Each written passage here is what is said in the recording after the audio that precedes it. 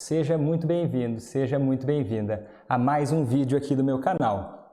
Nesse canal meu nome é Vitor Blasius, eu sou médico psiquiatra e nesse canal eu falo sobre estratégias para você levar quem você ama a parar de beber, sem brigar, sem discutir e sem deixar de cuidar de si. E o episódio de hoje é o Pergunta para o Vitor, que é uma série de vídeos em que eu respondo perguntas ao vivo da minha audiência. Em geral, essas lives acontecem, se você está vendo isso no gravado, esse material é produzido ao vivo nas minhas redes sociais.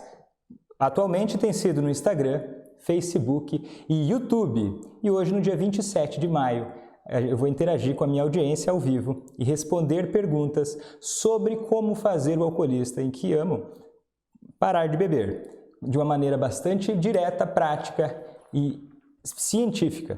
Primeira pergunta da noite. A Aparecida pergunta para nós, pergunta para mim, né? Quando o alcoolista passa alguns dias sem beber e volta, por que sentimos tristeza e como lidar com essa tristeza?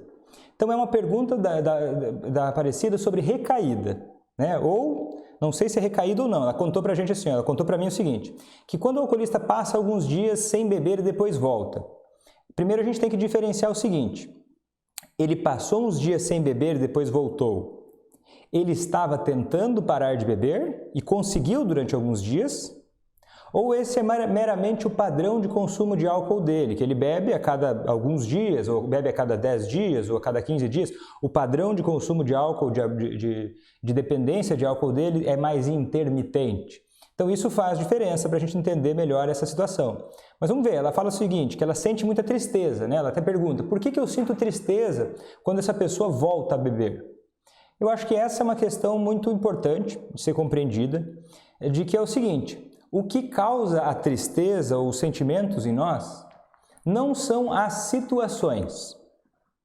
Não são as situações que causam sentimentos em nós, são as nossas interpretações das situações. O que causa esse sentimento de tristeza quando ele volta a beber, potencialmente, certamente, é algum tipo de interpretação que você faz a respeito do que aconteceu. Vamos pegar o exemplo de que, vamos imaginar que esse caso, ele recaiu, né? Ele vinha um tempo sem beber, vinha conseguindo ficar sem beber, daí ele recaiu. É de certa forma, se você esperava que as coisas fossem evoluir mais rápido do que isso, é provável, é possível que você vá sentir um sentimento de tristeza. A tristeza ela vem de ideias, de interpretações de perda, de algo que deu errado, de algo que você perdeu, né? Você imaginava, tinha a expectativa de que talvez seria mais rápido, ou até você começou a pensar de uma maneira muito negativa a respeito do futuro, começar a fazer previsões sobre o futuro, do tipo assim, olha, já que ele ficou um tempo sem beber e agora voltou a beber, pode ser que essa tristeza venha de pensamentos de que ele não vai nunca conseguir parar de beber, ou que não tem jeito mesmo, que ele não tem como, olha, se ele voltou a beber, quer dizer que não vai ter o que fazer, que o futuro vai ser terrível, ou pode vir de uma ideia de impotência, né, de olha, já que ele voltou a beber, nada mais dá certo, ou nada daquilo que nós fizemos adiantou, ou uma ideia falsa de que, olha, voltamos à estaca zero, né? Então, daí que pode vir o sentimento de tristeza. Porque se uma pessoa, olha só, ela já pergunta para mim, como lidar então com esse sentimento de tristeza e com uma situação assim? A gente começa pelo pensamento, né? Se eu encaro ele voltar a beber com pavor, com pânico, com pensamentos catastróficos e negativos, e que não necessariamente correspondem à realidade, eu vou só sofrer. Então o que eu tenho que fazer? Eu tenho que primeiro conhecer e entender o que está acontecendo. Para, se acalma, respira fundo, observa a realidade. Tá? Cuida com seus pensamentos e observa. O que aconteceu que essa pessoa voltou a beber? Será que ela não tinha interesse em parar de beber? Será que foi uma recaída? E independente da sua hipótese em relação ao que aconteceu, sempre é possível tirar aprendizados de situações assim.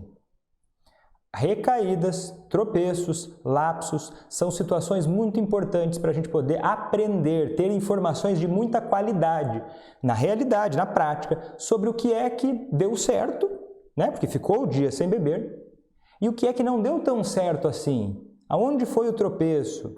O que foi feito de menos? Ou o que foi feito de mais, tanto da parte dele quanto da sua parte? Como é que você lidou ao longo do tempo com essa situação? E daí esse resultado foi fruto do quê? De um contexto todo, de coisas que aconteceram ao longo do tempo, ou naquele dia, enfim. Essa recaída, ou esse lapso, certamente, se você se mantiver aberta a enxergar a realidade e aprender com a experiência, pode ser um momento realmente de muita evolução. Grandes sobriedades sólidas foram conquistadas, e eu já vi isso acontecer, em momentos de recaída. Porque muitas vezes a gente faz todo um plano, né? Você talvez familiar, conversando com o alcoolista, talvez ele pode ser que buscou ou não um tratamento, mas existe todo um plano, muitas vezes, para essa pessoa parar de beber. E em cima desse plano vem uma série de expectativas sobre como esse plano vai se concretizar, como tudo na vida. Só que se as suas expectativas não estiverem alinhadas com a realidade e com os seus esforços, a tendência vai ser você se sentir mal, impotente, incapaz, quando não é o caso. Então, como lidar com isso? Procurando aprender com a experiência, não catastrofizando tudo, deixa a poeira baixar, olha para o que está acontecendo, revisa como é que você se comportou antes dessa recaída, o que deu margens para isso acontecer e o que poderia ser modificado para que essa sobriedade possa seguir cada vez mais fortalecida. Certo? Então essa foi a pergunta. Muito obrigado, Aparecida. Respondi? Vamos ver, tem mais várias perguntas aqui, vamos ver. Olha, fala o seguinte, ele tenta parar uns dias, mas não consegue, é o que observo. Atenção, você observa pouco. Essas informações são poucas. O que você tem que observar? Ele tenta uns dias, mas não consegue. Mas por que ele não consegue? Num sentido prático, tá? Não num sentido filosófico. O que acontece que poderia melhorar isso? E como é que você reage a isso? Porque não é meramente, ele tentou e de repente não conseguiu do nada, não é uma coisa perdida. Isso certamente tem um contexto, tem várias atitudes que ele tomou ou deixou de tomar que facilitaram que essa recaída acontecesse. Pode ser que o comprometimento dele não era tão grande, ou até era, mas daí aconteceu algum evento que ele não conseguiu lidar. E sempre pensando o seguinte, ok, eu vou entender o que pode estar fragilizando o sistema, o que pode estar deixando ele mais frágil para recair, mas eu vou entender acima de tudo como é que como é que você tem lidado com essa situação. Porque muitas vezes eu vejo muitos familiares ficando tão preocupados com o que o alcoolista está fazendo ou deixa de fazer, que paralisam nisso. Paralisam e não observam o que está no seu controle, que pode fazer toda a diferença. Então, olhe para você, olhe para o que está acontecendo, como é que você se encaixa nisso e como é que você poderia fazer diferente. E trace uma nova meta agora com essas informações valiosas que você conseguiu com esses tropeços. Olha, tem mais um comentário, não é bem uma pergunta, mas é um comentário que tem a ver com esse assunto. É o seguinte, ela conta para nós. Ele bebe todos os dias até passar mal. Aí fica 2 dias sem beber e volta tudo de novo. Fico muito triste e decepcionada. Olha que interessante, olha que importante isso para você, você mesmo que esteja passando ou não por essa situação. Nós ficamos tristes e decepcionados pelo que acontece conosco ou pela forma com a qual nós interpretamos aquilo que acontece conosco? Porque decepção, por natureza, vem de uma expectativa. Eu tinha uma expectativa que era muito acima do que aquela pessoa foi capaz ou aquela pessoa desejou naquele momento fazer. E aquilo me decepcionou, me deixou muito triste. Cuidado para não enxergar, para não ficar paralisada com essa situação. Agora eu fiquei decepcionada. E perceba o seguinte, uma pessoa que bebe até passar mal e fica 2 dias e volta e bebe até passar mal de novo, está claro, muito claro, tá? Que essa pessoa tem uma dificuldade muito grande de parar de beber. Porque às vezes não fica claro, olhando no dia a dia para essa pessoa que você ama, o quanto é difícil parar de beber. E se você colocar expectativas exageradas na sua cabeça, sem cuidar do contexto, sem cuidar das atitudes, inclusive que você toma, você vai colocar uma pressão sobre um sistema que vai ficar cada vez mais frágil. entende? A decepção é algo que vem da sua interpretação sobre as coisas. E geralmente essa decepção, esse desgaste emocional, essa tristeza, essa decepção, elas vêm de justamente não saber exatamente, não saber como lidar, de se assustar muitas vezes por não saber o que fazer com cada situação. Então, qual que é o antídoto para isso? É a informação. E você ouvir, buscar a informação e aplicar essa informação no seu dia a dia. Por exemplo, agora, comece a pensar o que te decepcionou e o que você precisa melhorar para que isso aconteça. Porque às vezes, o que acontece? O ser humano, em geral, tem uma parábola bem interessante que é o seguinte, que o indivíduo tomou uma flechada, né? Tomou uma flechada. E aquela flecha atravessou o braço dele. E ficou aquela flecha atravessada no braço dele, doendo demais. E ele olhou para aquela flecha e ficou procurando quem é que atirou essa flecha. Quem foi o maldito inimigo que me atirou essa flecha no meu braço aqui? E saiu às voltas buscando quem foi o indivíduo que atirou aquela flecha. E não olhou para a flecha, para o ferimento que estava no braço, para cuidar desse ferimento e para poder, inclusive, evitar que novas flechas lhe atinjam, se proteger daquilo, buscar uma mudança de uma forma produtiva, não é mesmo? Então, essa é a dica que eu daria. Olha, decepção, tristeza, desgaste emocional são você se afundando voluntariamente, pode ser consciente ou não, mas você se afundando também. Então você precisa olhar para isso como, eu estou decepcionada? Isso é algo meu. Então, portanto, que ótimo, porque agora eu tenho algum controle sobre isso. Eu posso me dedicar a olhar para isso, a olhar para esses meus sentimentos e entender o que esses sentimentos me dizem. O que um sentimento de decepção, de tristeza lhe diz? Porque não adianta fugir dos sentimentos, tem que ouvir o que eles têm a dizer.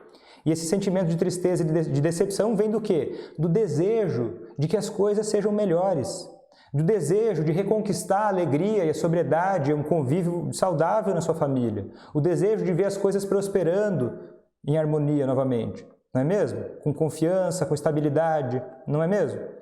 Então, foca a sua energia no que é importante para você e foca a sua energia em entender como conquistar isso. Sem tentar buscar de onde veio a flecha, quem é que me atirou essa flecha, e focando realmente no que é que você precisa para chegar aonde você quer chegar. E esse é o seu desafio.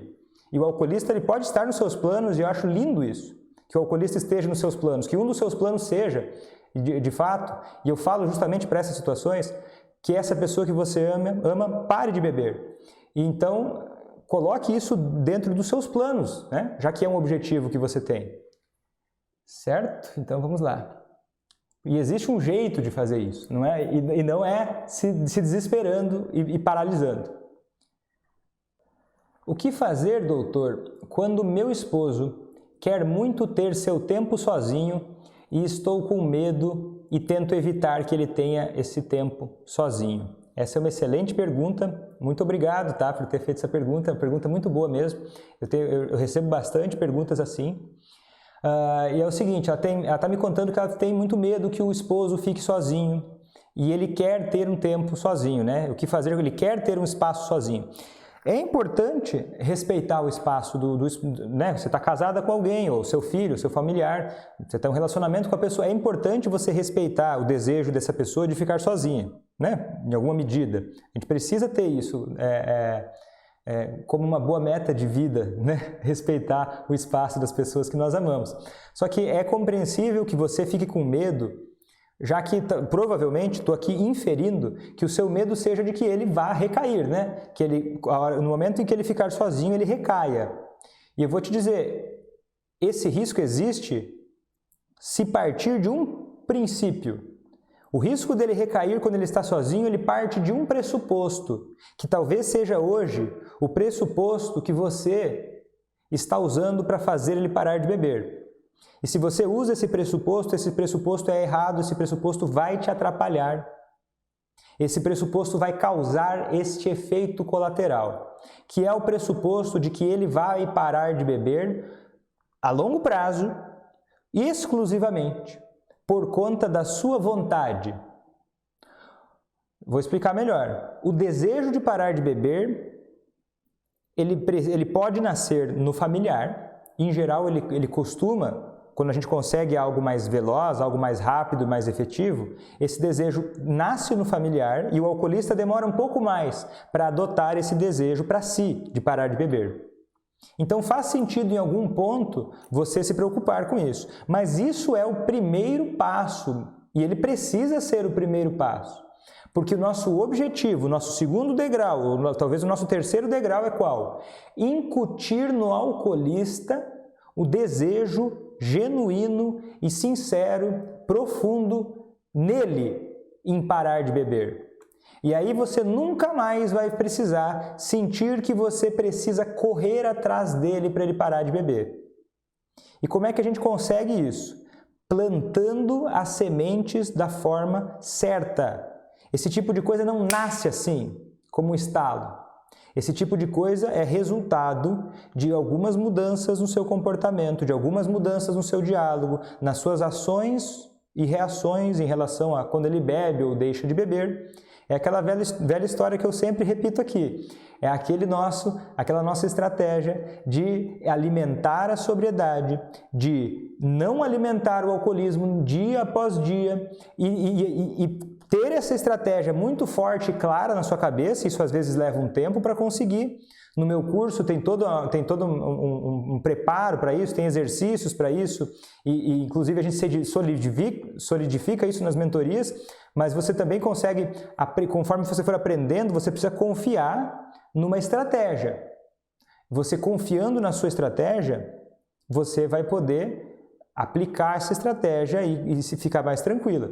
Porque ficar apavorada de que ele vai ficar sozinho ou não é um sintoma de que a sua estratégia não está te gerando tanta confiança assim, né? Não está te gerando tanta confiança, certo? Então é assim que você vai evitar o medo de que ele fique sozinho.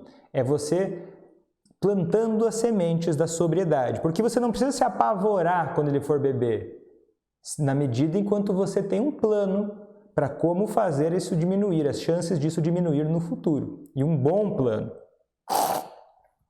Essa é a diferença entre você ter uma pausa estratégica, por exemplo, olha, ele vai querer ficar sozinho e daqui a pouco ele pode ter uma recaída ou um lapso. E naquele segundo específico, talvez não exista algo naquele segundo para você fazer. Talvez a coisa certa naquele segundo seja você parar, respirar, ver onde é que as coisas estão, observar o cenário e calcular o seu próximo passo. Então, essa é a diferença entre você estar agindo estrategicamente e você estar passiva. É você só deixar isso continuar assim e você não usar esse medo que você tem para procurar melhorar suas estratégias, certo? Faz sentido, pessoal? O pessoal que está me acompanhando aqui ao vivo, aqui no Facebook, estão gostando da imagem? O som está melhor? Estão gostando no Facebook? E me contem aqui também, se você que está me assistindo aqui ao vivo ou no gravado mesmo, se você está começando a me acompanhar agora, se apresenta, me fala o seu nome, a sua cidade, e se você já me acompanha há mais tempo, coloca para mim #veterano ou veterana, tá? Então daí se você me acompanha há mais tempo, coloca #veterano ou veterana. Se você me acompanha há menos tempo, se apresenta para eu saber, para eu te conhecer. Olha, ele bebe todas as noites e diz que é só para relaxar. Devo ficar ao lado dele, pois diz que minha presença o faz bem. Devo ficar com ele? Maria, muito obrigado de coração por essa pergunta. Ela vai ajudar certamente outras pessoas também. É o seguinte, essa pergunta ela é muito importante porque ela nos ajuda a entender como o alcoolismo funciona e como ele é alimentado pelo contexto. Por que o alcoolista bebe? Porque o álcool ativa o sistema de recompensa cerebral e aquilo gera uma sensação de prazer ou de alívio. Esse é um sistema de recompensa cerebral, é um sistema que é responsável pela nossa sobrevivência. Ele estimula os nossos comportamentos. É uma parte não racional do nosso cérebro. Só que qualquer substância química, remédio, droga, qualquer psicotrópico, qualquer substância que altere o funcionamento cerebral e as emoções, ela vai ter diferença na forma que ela age em relação ao contexto. Uma pessoa, por exemplo, que bebe, e sempre que ela bebe, eu bebo para relaxar, mas toda vez que eu bebo, eu não relaxo. Isso tende a começar a não ser mais tão prazeroso e tende a não ser tão reforçado. Por que eu estou falando disso? Porque quando o esposo dela diz que a presença dela faz bem para ele, aí ele quer beber e quer que ela fique com ele ali, porque a presença dela faz bem. Essa é uma situação típica e exemplar de como a sua presença pode alimentar diretamente o alcoolismo dessa pessoa. Porque você está como o ser humano adora achar que ele é um animal super evoluído e racional. Nós adoramos pensar que nós dominamos completamente a existência desse universo, né? Mas nós não passamos de animais quando se diz respeito ao comportamento. A gente tem comportamentos altamente irracionais, baseados no princípio da dor e do prazer. Então é como se fosse a mesma coisa que um cão, quando está aprendendo truques. Se o cão receber recompensa quando ele faz algo errado, ele vai tender a aprender aquilo como correto. E não adianta você explicar para ele. E não é porque o cão não entende as palavras que nós falamos. É porque são animais, assim como nós, que tem um sistema de recompensa cerebral que é modificado através das experiências de dor e prazer. Quantas coisas bobas as pessoas, nós todos, fazemos, muitas vezes por dor, por prazer ou por costume. É assim que vão se reforçando esses comportamentos. O álcool é um típico exemplo disso, certo? De como o prazer e a dor vão ficando cada vez mais com um mecanismo de aprendizado. E daí ele vai associar o prazer, é igual aquela coisa, ele vai começando a associar o prazer de estar com você a beber. E ele vai começando também a associar que você está com ele enquanto ele bebe, que não é tão ruim assim, já que ele beba, porque você fica com ele igual. Aí não interessa o que você argumentar com ele, porque uma atitude vale mais do que 1000 palavras. Quando a gente está falando do bem, né? Que o mal, porque as palavras também podem ser usadas muito para o mal, né? Às vezes uma palavra pode doer mais do que um soco também, né? Mas aí eu já estou filosofando. Tem um filho, olha só, já vou responder essa no Instagram, tem uma no Facebook aqui. Olha, mais uma dessas. Olha, meu esposo bebe para relaxar, assim diz ele. Mas será que ficar bêbado relaxa, doutor? Relaxa. Nunca ficou bêbada? Relaxa. Relaxa e não relaxa, tá? Deixa eu responder mais, só estou descontraindo um pouco, tá? A ideia é a seguinte, o álcool relaxa, tá? O álcool relaxa em algum aspecto. Dependendo da dose, ele causa uma sensação de relaxamento, porque ele é uma substância depressora de algumas áreas do cérebro. Então ele pode causar um relaxamento, mas algumas pessoas ficam mais deprimidas, algumas pessoas ficam mais irritadas, mas no momento agudo, naquele momento que a pessoa acabou de beber, ele causa algum relaxamento. E daí, mesmo que não cause mais depois, aquela memória, aquilo lá já não pega mais tanto porque já bebeu bastante, então o processamento daquela informação já não é mais tão normal. Mas ele relaxa de uma forma ruim, de uma forma que não é saudável. Por quê? Porque logo que o álcool ele deprime o sistema nervoso central, causaria um certo relaxamento. Só que assim que ele passa, só que o cérebro quando recebe o álcool, ele começa a lutar contra aquela substância depressora. E ele começa a acionar sistemas estimulantes, excitatórios no nosso cérebro. E esses sistemas estimulantes, excitatórios, é o que depois, quando ele no dia seguinte, fica um pouco mais irritado, ou no dia seguinte fica um pouco mais pavio curto. Então o álcool só relaxa naquele micro momento, que lamentavelmente é o que faz uma pessoa reforçar um comportamento. É aquele micro momento imediatamente depois daquela ação. Então ele tomou e teve aquela sensação física e química, né? Porque a gente tem o contexto, né? O contexto faz muita diferença para o efeito de qualquer substância. Então só que daí o que acontece? Como esse prazer imediato, esse alívio da dor foi rápido, aquilo se reforça. Tem gente até que brinca com isso, né? Que fala o seguinte, se a ressaca viesse antes do porre, as pessoas que bebem demais eram santos, não é? é porque isso não faria lógica do ponto de vista do sistema de recompensa cerebral, né? Então, ele tem um relaxamento, mas ele é muito ilusório, porque ele é depois, a consequência que vai acontecer lá depois, ela não pega nesse sistema de recompensa, ele é muito imediato esse sistema de recompensa, é muito no momento ali. Ângela, boa noite, Vitor, estou te acompanhando desde o início de maio, gratidão por compartilhar seus conhecimentos conosco. Que legal que você está aproveitando, fico muito feliz em ajudar.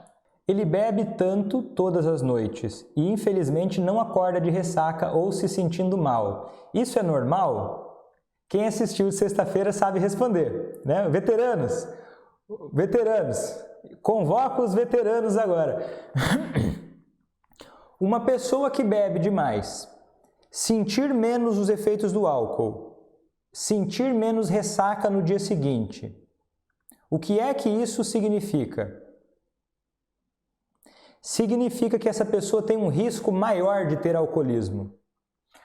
É normal, é esperado, não é um sinal que tem em todos os alcoolistas, mas é um sinal natural. A pessoa, depois de beber muito tempo, por várias razões, ela ter menos ressaca, ela ter menos até precisar beber mais para ter a mesma sensação que ela tinha antes, que é um mecanismo de tolerância. Há quem diga que isso daria para dizer que a pessoa está se tornando mais forte para o álcool. Mas eu acredito que essa é uma compreensão errada a respeito do que acontece. O que acontece é uma perda, né, da sensibilidade ao efeito deletério do álcool. Isso é muito nocivo, isso é um dos aspectos do alcoolismo. E a gente chama isso, tecnicamente, de um efeito de tolerância. Essa pessoa tolera mais um estímulo nocivo. O álcool, vamos dizer assim, a pessoa que é capaz de tomar muito veneno e não ter efeitos colaterais desse veneno, isso é uma coisa de questão de ser forte? Não, porque daí o momento que ela ingerir muito veneno pode ser que não dê mais tempo de salvar. Uma pessoa que perde a sensibilidade de botar a mão no fogo, aí bota a mão no fogo, ao invés de sentir que está doendo e tirar a mão, ela vai começar a ver que a mão dela está começando a sair fumaça. E aí o dano é muito maior. E é esse tipo de coisa que vai fazendo o alcoolismo crescer, ir criando raízes por baixo dos panos para quem está mais desatento. Então, a você que está assistindo essa live, você está afiando o seu machado, você está afiando o seu olhar para não deixar o inimigo crescer.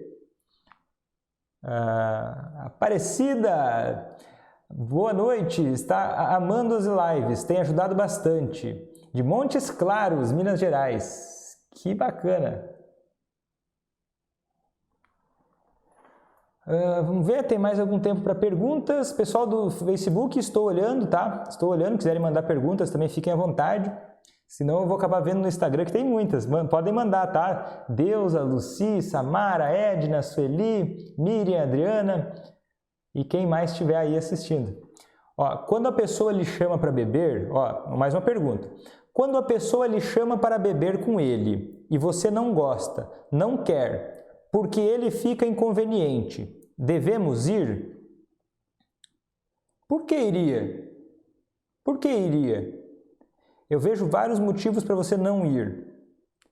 Tá? Não vai. Eu acho que não vai. Não deve ir. Se você tem a intenção de fazer essa pessoa parar de beber, uma coisa importantíssima é você ser coerente com essa mensagem.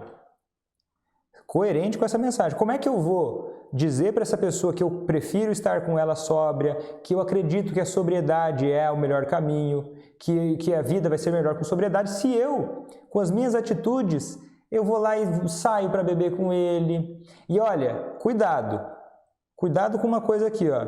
Tem uma armadilha nessa pergunta que pode ajudar muita gente também. Olha só como é que ela perguntou. E muito obrigado pela pergunta, porque ela ajuda muito. Veja só, eu não gosto de ir porque ele fica inconveniente. Isso não faz diferença. Não é esse o ponto. Não é esse o motivo que você deve usar para não ir. Sabe por quê? Porque se você usar o argumento de que você não vai porque ele está sendo inconveniente ou ele fica inconveniente quando ele bebe, você está dando margem para ele começar a achar que o problema não é o álcool, o problema é ficar chato. E não é esse o problema é o álcool. Se ele bebesse e ficasse muito legal, não adianta. Não adianta ficar legal quando bebe, porque isso mesmo assim está matando a pessoa, vai virar uma bomba relógio na sua casa. Se você ama essa pessoa, por mais legal que ela fique, é natural que você deseje que ela tenha uma vida saudável, né? E você sair para beber com ela, e ela ficando chata ou ficando legal, você vai estar incentivando o alcoolismo. Agora, tenha um cuidado. Se você não ir com ele argumentando que é porque ele fica inconveniente, o que vai acontecer? As chances são, tá? É que eu já vi esse filme muitas e muitas vezes. Sabe quando você já sabe o próximo capítulo? A maioria das vezes vai acontecer o quê? Você vai falar para ele, olha, não vou com você porque você fica inconveniente quando você bebe. Quem é você para falar isso de mim? Agora eu estou dizendo que eu fico chato, eu não fico chato nada. E daí mudou o assunto, olha que loucura. Mudou o assunto, aí o assunto era para ser o álcool e a relação de vocês, ou enfim, as preferências suas. E o assunto começou a virar se é chato ou não é chato, ou quem que está certo, quem que está errado. E esse é um outro mecanismo do nosso inimigo. Esse é um outro mecanismo do nosso inimigo. Tirar a atenção. Ele joga cortinas de fumaça sobre a situação. O ponto é simples.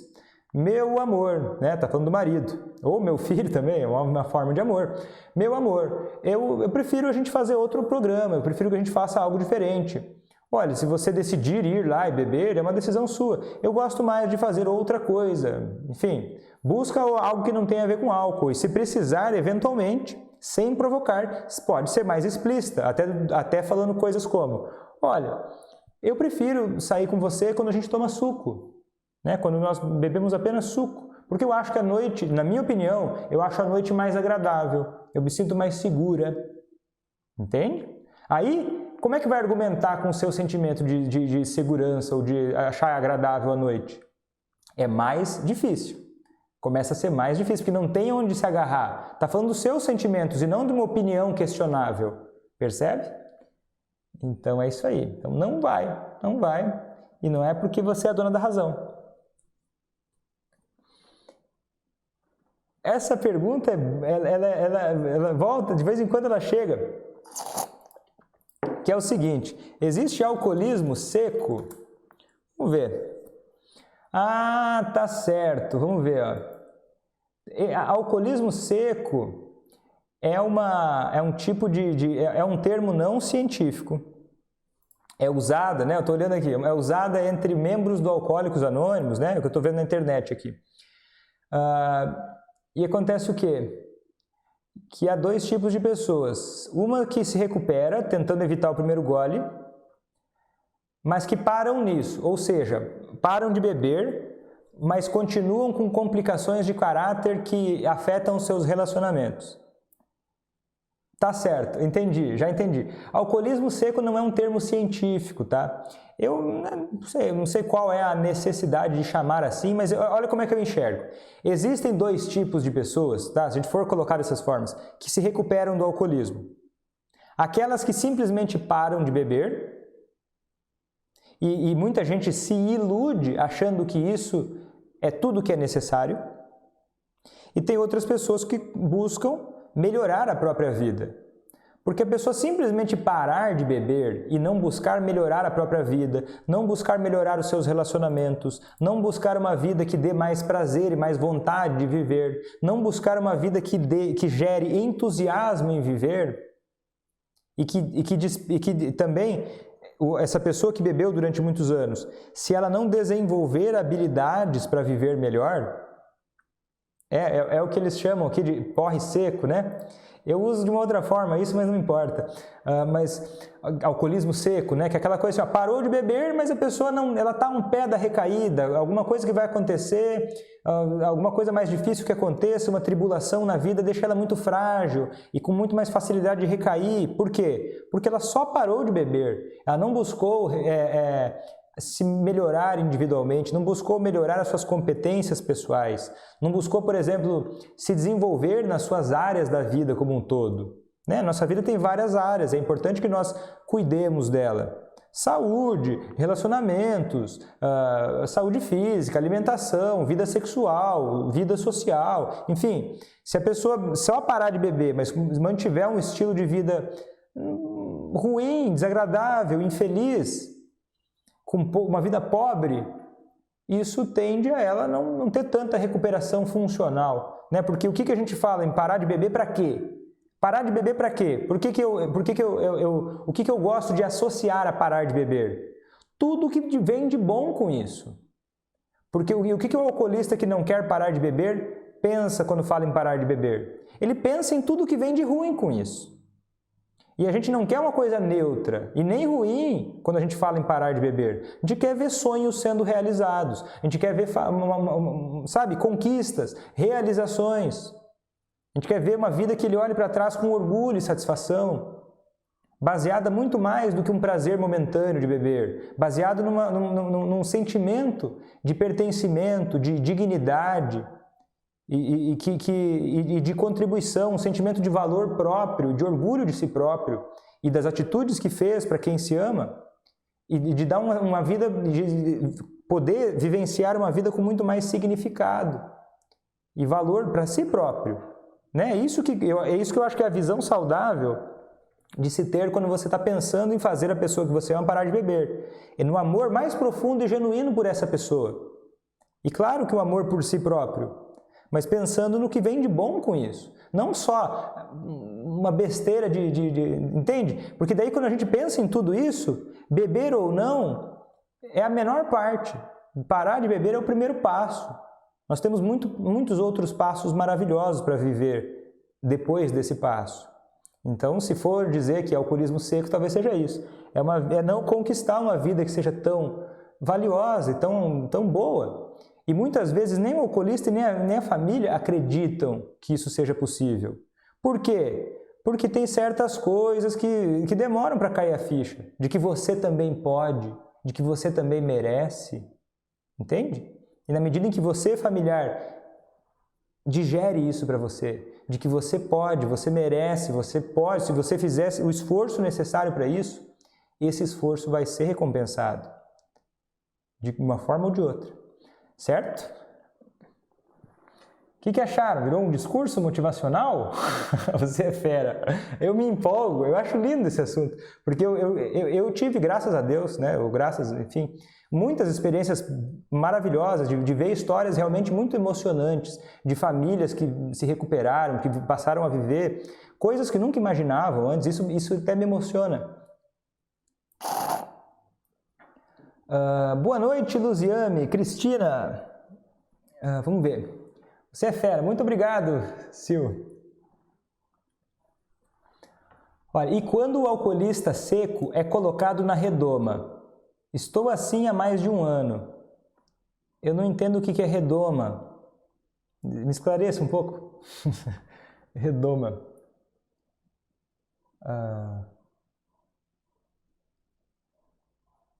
Essa aí eu não vou ler, Sil. Essa aí eu não vou ler, não.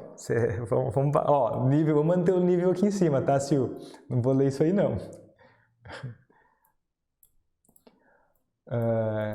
Vamos ver, Cristina. Eu aprendo muito com você, vou ter que retomar minha vida. Ter que retomar a vida é muito desagradável. Não pense que você tem que retomar a sua vida. Não pense isso. Porque ter que é uma das coisas que mais gera preguiça, desânimo. Você não tem que fazer nada. Tem que gera um sentimento de prisão e ninguém quer se sentir preso. O ser humano tem um instinto de liberdade que é maior do que a vida. Então comece a usar um linguajar com você de vida, não de prisão. Você pode. E tem muita coisa boa quando a gente prega e vive valores que se aproximam do que a gente quer para a nossa vida.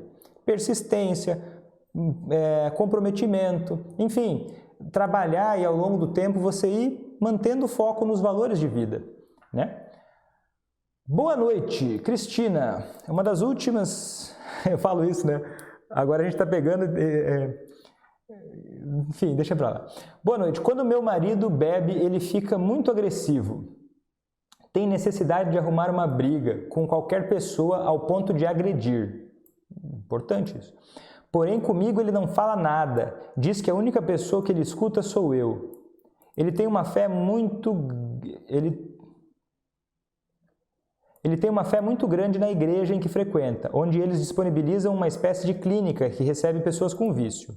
Lá ficam aprendendo com pessoas que já passaram pelas mesmas dificuldades, estudando a Bíblia sem ajuda médica, somente a fé. Ele já esteve lá por 1 mês e se manteve sóbrio por 8 meses. Bacana. Domingo passado me pediu para levá-lo novamente. Ele tem muita força de vontade, porém tive a impressão de que se sentiu confiante sobre o autocontrole. Como devo lidar com ele agora, doutor? Seguinte, você deve lidar com ele agora de uma forma que você vai ter que lidar com ele é uma forma que você vai ter que lidar a partir de agora, então. Não só agora, tá? Não faça isso só agora. Porque olha só, você está me dizendo que ele está pedindo para voltar para a internação. Uma internação essa que, né, é um tipo de internação, é uma modalidade de tratamento que ele gosta, quer, aprova e pediu para ir para lá. Olha, qual que é o próximo passo? O próximo passo é, então, vamos voltar para essa internação. Ele está pedindo, ele está querendo, ele está desejando isso, e isso está disponível. Então, por que não usa o recurso? Primeiro passo, pô, vamos começar arrumando isso. Agora, como você deve lidar com ele a partir de agora, é o que você vai aprender ao longo das lives, tá? Essa questão é que não tem uma resposta miojo que eu te dou em 3 minutos e você sai, porque miojo como é que acontece? É uma refeição pobre, né? Você vai comer uma refeição miojo, você não vai se alimentar tão bem. Então, se você quiser um entendimento sobre como lidar com ele, vai precisar de mais do que só uma resposta, mas continua acompanhando, que certamente isso vai te ajudar bastante. Mas é o seguinte, a questão da confiança sobre o autocontrole é uma das causas mais comuns de recaídas. Em qualquer coisa, não é só no álcool. Você sabia que as chances de uma pessoa recair com diabetes e asma nos seus tratamentos é maior do que as chances de uma pessoa recair com alcoolismo? É um fato científico, uma curiosidade científica. O que acontece? Estatística, né? Só que assim, e essa sensação de autocontrole, agora eu posso, agora eu não preciso mais me cuidar, agora eu não preciso mais tomar atitudes que eu achava que eram necessárias, e a pessoa começa a tentar se testar, isso é um mecanismo até certo ponto comum do ser humano, não é mesmo? Só que o que acontece? Muitas vezes quando isso acontece, de novo, a gente pode aprender com a recaída, aprender com aquela experiência. Que não adianta ficar vivendo experiências ruins durante 10, 20 anos. Isso não torna uma pessoa mais experiente e melhor em lidar e resolver esse problema. A gente precisa usar os desafios, aprender com eles e mudar as atitudes. Ele vai ter uma experiência lá nessa internação dele em que certamente ele vai poder rever isso e você também pode se engajar num processo de reavaliar o que é que deu de errado, comemorar e agradecer por aquilo que deu certo e buscar as mudanças que são necessárias. Como, por exemplo, assistir às lives, né? Assistir às lives é um sinal seu de compromisso, de interesse, de realmente intenção de fazer diferente. Isso é um bom começo. Vamos lá. Luziane, estou muito feliz em te acompanhar, assistindo sempre suas lives maravilhosas. Parabéns pelo trabalho. Obrigado, Luziane. Você está assistindo sempre, você está passando bastante tempo comigo, né? Porque agora está tendo live quase todo dia. Eu fico feliz que está acompanhando. Estou muito feliz por te acompanhar, me sentindo muito leve, ampliou minha forma de ver a vida. Que legal, essa é a minha intenção, né? A gente parte de um assunto espinhoso para trazer coisas boas para a vida, não é mesmo? Deusa, também estou adorando. Muito legal, fico muito feliz, gente. Obrigado. Quando vocês dizem coisas assim para mim, isso me enche o peito de alegria, de satisfação e de vontade de fazer mais coisas. Essa é uma forma de um sistema de recompensa cerebral, me estimular a fazer mais conteúdos. Não, tomo uma ação, faço uma live. Aí alguém vem lá e fala, olha, Vitor, eu estou muito feliz por te acompanhar, isso me ajudou, me fez eu me sentir mais leve. Isso para mim é importante e eu fico muito feliz e satisfeito de ver que as pessoas que me acompanham têm resultados para si, reais, que o nosso tempo aqui está sendo bem aproveitado. E quando eu descubro isso, quando vocês me contam isso, né, isso me enche de alegria e reforça o meu comportamento de produzir mais. E a gente entra em ciclos positivos, né? Porque daí eu fico feliz, faço mais conteúdos. Se o conteúdo é legal, te ajuda, entende? A gente começa a entrar numa relação de quê? De reforçar coisas boas, né? A gente distribui coisas positivas, né? Vamos ver. Ele é uma pessoa incrível, mas bebe demais. Tá. E todos os dias. Acho que não consigo suportar isso. Ele acha que está bebendo de forma moderada. Tem muita coisa. Vamos separar um pouquinho. Alguém que bebe todos os dias é alcoolista? Calma, foi uma metralhadora de coisas, tá? Eu vou precisar responder um pedaço por vez. Vamos ver. Eu vou responder a última questão, tá? Que o resto, senão vai dar tilt na minha cabeça, eu tenho que me concentrar numa coisa primeiro. Alguém que bebe todos os dias é alcoolista? Não é assim que se calcula o alcoolismo. Não é assim que se calcula o alcoolismo. O alcoolismo é calculado não só pelo padrão que a pessoa bebe, pela quantidade, é calculado pela dificuldade que essa pessoa tem de se manter sóbria, quando isso é mais exigido. Por exemplo, ele bebe quando está doente, ele bebe quando está usando um remédio, ele não consegue parar de beber nem em situações em que isso fica absurdo. Então, o que isso está gerando para a vida dele? Certamente beber todos os dias, isso já causa muitos problemas de saúde, não importa a quantidade. Beber todos os dias vai causar vários problemas de saúde, né, física, aumenta risco de demência, uma série de coisas. Não precisa listar todos os vídeos, mas você vai achar vários, não é difícil achar essas informações. E aí o que acontece? Outra coisa que acontece é ele vai começando a desenvolver tolerância, dependência física. Então beber todos os dias, se não é alcoolismo agora, pode começar a ficar ao longo do tempo. Mas, de novo, eu acho que existe um limite entre o que é importante você, familiar, entender. Você não precisa virar uma psiquiatra, né? Não precisa virar uma psiquiatra, você tem que aprender a lidar com o alcoolismo na sua família. Não, Sil, para, Sil, o que é isso? Estão mandando umas coisas horrorosas aqui nas perguntas. Será que eu falo disso? Eu não sei se eu falo disso. Fui uma vez, não bebo. Foi horrível porque ele não para. Voltei para casa e fui atrás das terapeutas. Sil, eu não vou falar disso hoje, tá, Sil? Talvez numa próxima.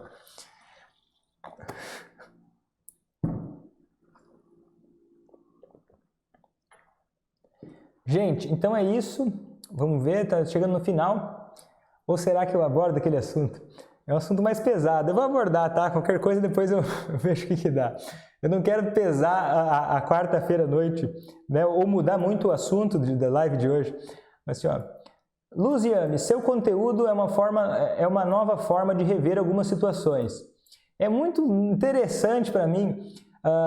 Eu percebo, eu sei que o meu conteúdo é uma nova forma de rever algumas situações, mas é porque vocês, como é que eu digo isso sem parecer, vou dizer, tá? Depois vocês podem julgar o que vocês quiserem, mas a minha intenção é boa. É porque o que eu estou dizendo não é novo, ele é conhecimento científico que tem mais de 30 anos de história, não é novo. Só que o que é novo é esse conhecimento chegar até a população leiga. A população até profissionais têm dificuldade de acesso a esse tipo de informação científica sobre alcoolismo, sobre dependência química. Porque a gente pode até filosofar um dia desses, mas é uma forma, expor isso assim tão abertamente, de uma forma tão prática, talvez seja a novidade, né? É porque o que se fala de alcoolismo, na sua maioria, né, são conhecimentos leigos, né, conhecimentos que não são baseados em ciência, por pessoas leigas, bem intencionadas, mas não científicas, né, que não tem esse viés científico. Olha, a Cristina me ajuda muito. Foi através das lives que consegui fazer meu marido ver o mal que o álcool faz para ele e querer a sobriedade. Olha só que bacana, hein? Que bacana, Cristina, que bacana. Andréia, doutor, eu acho que essa vai ser a última, tá?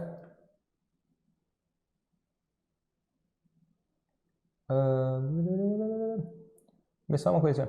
Verdade, já pesquisei e é uma teoria. O que é uma teoria mesmo, Bianca? Eu esqueci. O que tem feito pode ser uma revolução. Olha, se depender de mim, vai ser.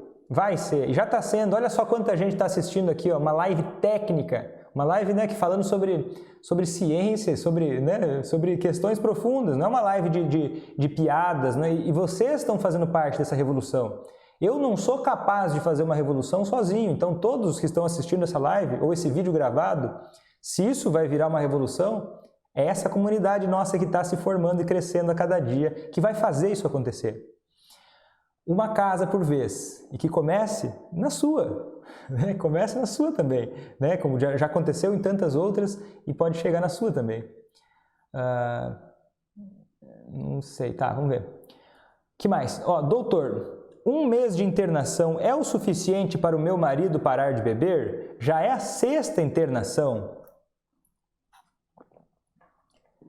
Olha só, essa pergunta ela é difícil para mim porque eu sou uma pessoa meticulosa. Eu tenho um cacuete ou uma mania de tentar realmente te dar uma resposta que possa te ajudar a resolver esse problema. Então eu preciso te dar uma resposta completa para isso. E a resposta completa ela é que eu não tenho como saber se 1 mês de internação é o suficiente ou não, e não é possível se saber isso com essa informação. E eu vou te dizer o que você precisa saber, tá? Vou tentar te dizer o que você precisa saber. Não é necessariamente 1 mês de internação ou 3 meses de internação que são a resposta. A resposta é: precisamos de um plano. Eu já teve 6 internações que deram errado. Ou deram errado não dá para dizer que deram errado, né? Porque cada internação pode ter conseguido algum avanço. Mas 6 internações que não chegaram ainda no resultado que nós gostaríamos que tivesse chegado. Então a gente pode parar e olhar. Vamos parar e olhar.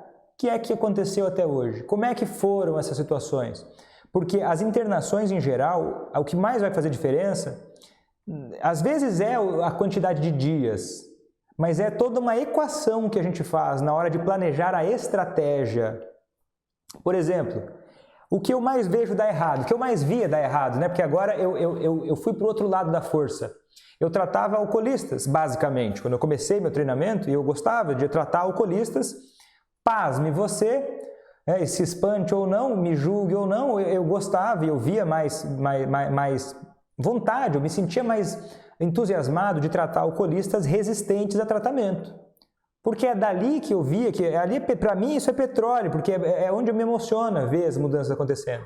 Só que o que mais dava errado nas internações? E por mais que eu sou uma pessoa que eu aprendi a desapegar do resultado, me comprometo com o que está no meu controle, mas tento desapegar do resultado, não é gostoso você perder, né? Quando você está focado, comprometido. Então, quando algo dá errado, assim como machuca você, eu como profissional também me machucava, doía um pouco. É uma coisa a ser lidada, né? Pô, não deu certo, aquilo lá é chato, né? É desagradável. A gente tolera isso, a gente vai desenvolvendo a capacidade de tolerância com essas coisas, né? E entendendo que a gente precisa focar naquilo que é mais importante. Mas o que dava mais errado? Não ter a família do lado. Não ter a família sabendo como lidar com o alcoolista. Aí você muitas vezes cria toda uma estratégia de tratamento, faz todo aquele judô, aquele jiu-jitsu psicológico com o alcoolista para estimular a vontade dele de parar de beber, e você avança horrores. Daí chega em casa e a família não está preparada para lidar com aquilo. Aí a família não sabe o que fazer e faz justamente aquilo que dá errado. E é claro que a família não quer a família também quer mudar, que isso mude. A família também quer que o alcoolista pare de beber. Só que muitas vezes a família está perdida, não sabe o que fazer. E isso é o que eu mais via colocando a perder o problema, tá? Porque assim, ó, você tem uma equipe, se ele vai internar, ele está indo internar, né? Você está me dizendo, ó, 1 mês de internação é suficiente? Ele está indo internar. O que se espera de uma internação nos meus parâmetros, tá? Eu sei que existem várias, mas a internação nos meus parâmetros é uma internação médica chefiada por um psiquiatra, um médico psiquiatra, que vai avaliar todo o contexto, vai avaliar toda a situação e ele vai indicar um plano de tratamento. Esse plano vai ser perfeito? Não existe plano perfeito, mas esse plano vai existir. E agora esse plano vai ser discutido com o paciente. Idealmente, esse plano é conversado com a família, né? Dependendo dos interesses de todos os envolvidos, às vezes a família não quer saber, às vezes a família quer saber. Então assim, ó, esse plano vai ser discutido com esse profissional tecnicamente qualificado para discutir sobre um plano individual específico, não só de internação, porque eu não penso, se eu penso só na internação, eu não estou pensando em nada. Você vai tomar banho e você pensa só no cabelo? Você vai tomar banho e você pensa só em lavar os pés? Eu lembro quando eu era pequeno, é uma história boba que me veio na cabeça. Eu era meio preguiçoso para lavar o rosto. Aí eu perguntei um dia para minha mãe e falei assim: mãe, mas por que todo mundo lava o rosto todos os dias? Porque eu não queria perder tempo lavando todo o rosto, eu queria lavar só alguma coisa. Vitor, lava o rosto porque lava os olhos. Mas não é assim, né? A gente tem que lavar o rosto todo, todos os dias. Você pensar só no número de dias da internação é você igual eu, quando eu tinha 5 anos de idade, pensando em lavar o rosto só com os olhos. Não, calma. É importante lavar os olhos quando você acorda de manhã? É importante, né? É muito importante. Mas a gente precisa pensar também no todo, no contexto. Como é que vai ser o plano pós-tratamento? O que vai acontecer? Como que isso vai ser resolvido? Eu fazia uma lista de problemas e deixava tudo muito organizado, tá? Porque precisa dessa organização. E se a família estiver sabendo lidar com isso, cara, o jogo tá ganho. O jogo tá ganho. Aí não tem problema, aí não tem tempo ruim, tá? É difícil, porque daí a gente tem um suporte muito bom para poder criar interesse no alcoolista em voltar para o tratamento, se for o caso, enfim, em criar esse ambiente de sobriedade. 1 minuto, eu vou ser expulso. Doutor, você sempre reforça a importância da família para ajudar no alcoolismo, mas vejo que os profissionais não conseguem, não querem ou não sabem inserir a família. Por que não avançam? Eu gostei dessa, mas não vou conseguir responder porque eu tenho 50 segundos. Me lamento. Cara, vou tentar em poucos segundos, tá? Por que todos os profissionais não fazem isso? Porque exige um treinamento danado para envolver a família. Eu passei muitos anos estudando família, até chegar nesse ponto aqui não é fácil. Eu estava num grande centro, um hospital-escola, eu não posso falar, eu fui muito privilegiado para ter acesso a esses treinamentos. E daí tem outros fatores. Culturalmente, a família é ignorada e culturalmente a família é incentivada a se desligar do alcoolista. Isso é uma coisa que também funciona contra a recuperação no alcoolismo. Então tem vários fatores, mas a gente vai fazer essa revolução acontecer juntos. Uma boa noite e até a próxima. Tchau!